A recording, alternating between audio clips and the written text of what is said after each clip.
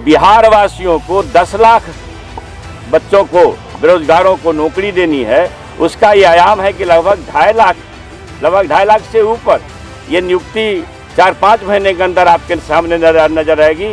आपकी फिटनेस का राज क्या है? एशवेल रस, ये एक ही बोतल में है। Stress, weakness, acidity, obesity, hair fall, skin की हर परेशानियों का एक ही हल। एशवेल लाइफ, डायबिटीज फ्री लाइफ।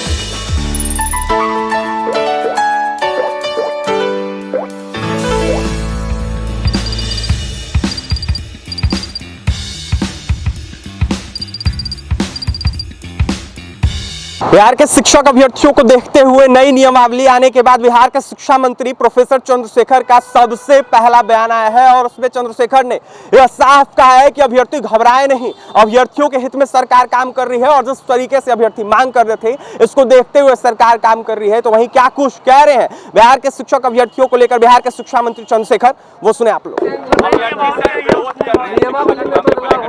अब एक चीज बताइए, गुणवत्तापूर्ण शिक्षा देना इस सरकार का संकल्प है। माननीय बिहार के शिल्पकार मुख्यमंत्री नीतीश बाबू, उप मुख्यमंत्री तेजस्वी प्रसाद यादव जी का ये संकल्प है कि ज्ञान की भूमि बिहार के विरासत को वापस करना है। तो गुणवत्तापूर्ण शिक्षा देने के लिए हम अपने बच्चों के लिए, अपने राज्य और देश के तरक्की के लिए एक बेहतरीन शिक्षा कैसे दे सकें, इसके लिए यह सूत्र आया है, यह नियमावली आया है। इसमें अगर किसी ढंग का कोई नुस्ख निकालते हैं तो यह उचित नहीं है।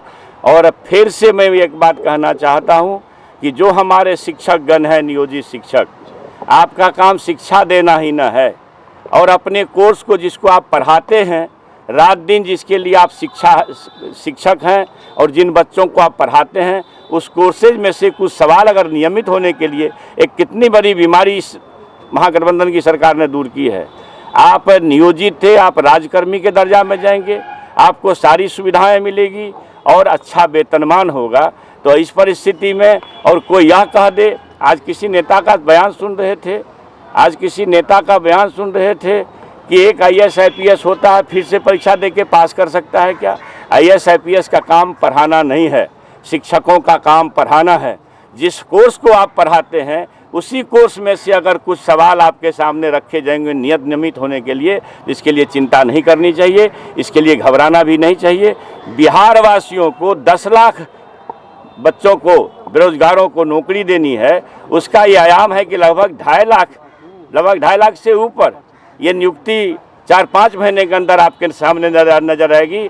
पहले के पूर्व का आप देख लीजिए, आपको लगेगा कि हम बिहार वासियों के बच्चों के लिए, बिहार के बेरोजगारों के लिए सरकार कितनी चिंतित है। और उसी चिंता को ख्याल में रख करके, फिर माता पिता का ध्यान रख करके, यह ज्ञान की भूमि अगर भारत है तो उसका जड़ है, उस जड़ में है बिहार। मगध में आप खड़े हैं, यही ज्ञान की भूमि है। बीजेपी के प्रदेश अध्यक्ष ने यही कहा है कि जो विपक्षी एकता है वो खत्म हो जाएगा, लव कुश की जोड़ी हमारे साथ। अच्छा, अभी आप तो अभी नई शिक्षा नीति पूछ रहे थे, फिर आप कहाँ चले गए? अब ये क्या, आप मेरी बात समझिए। जो हमारे मोदी जी हैं नेता बीजेपी के, उन्होंने कहा था शासनकाल में, जब उनका शासन चल रहा था NDA का, कि भगवान भी वेतनमान नहीं दे सकता है। आप उस बयान को निकाल के कोट करिए।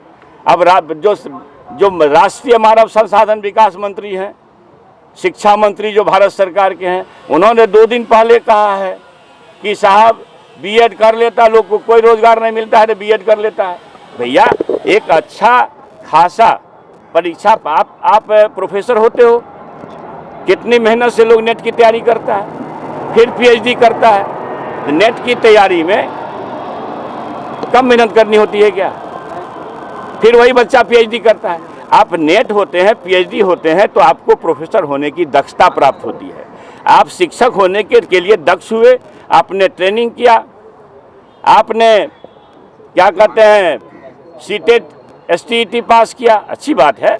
तो भाई, आप पढ़े लिखे समाज के लोग हैं, आप पढ़ाई के लिए जा रहे हैं, तो एक परीक्षा से क्या घबराना? नहीं घबरानी चाहिए।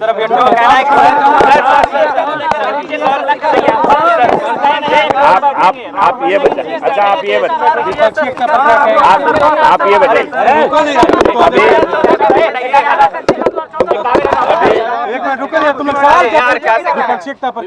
आप देखिए, बिहार में जब महागठबंधन बनी तो नफरतबाजियों की नींद हराम हो गई। अब एक पहला